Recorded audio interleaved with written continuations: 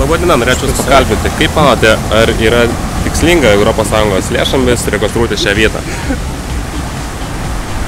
Tikslinga? Dabar čia labai gražu. Iš tikrųjų ir vakarais gražu, šviesos tie lazeriai šviečia ir prisodinta gėlių. Nu, taip. Išleistas stadionas.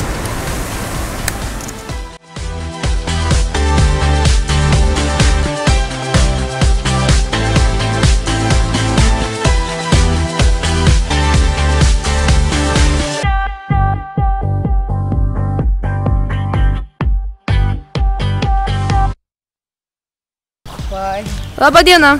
Labadiena. Norėtume užduoti Jums klausimą.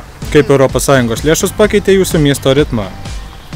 Tai yra vaikams užsuptis, mažesnės plytelės, trinkelės. Ir šiaip iš tikrųjų miestas tikrai atgimė ir šiaip daugiau kultūros atsirado, kur galima jaunimui pasėdėti. Eina vaikai. Ir nesitranėjo po kokius kampus, jau yra ir suoliukai gražus pastatyti ir viskas. Ką Jūs manote?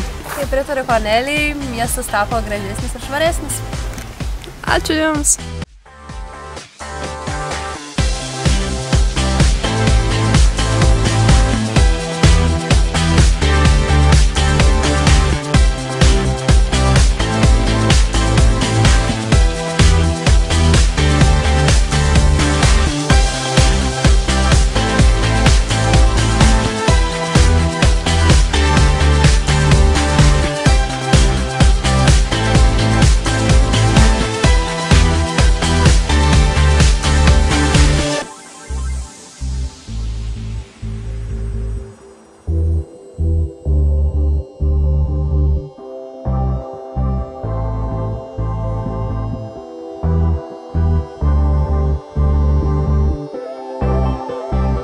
Europos Sąjungos padaryti keliai. Alytui.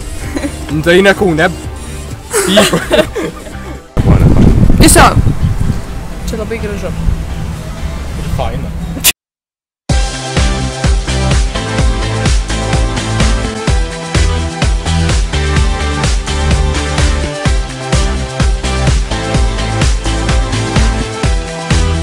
Mums didžiausia pridėtinė vertę duoda sutvarkyti parkai, dviračių takais, kuriais mėgstame važinėtis laisvalaikiu.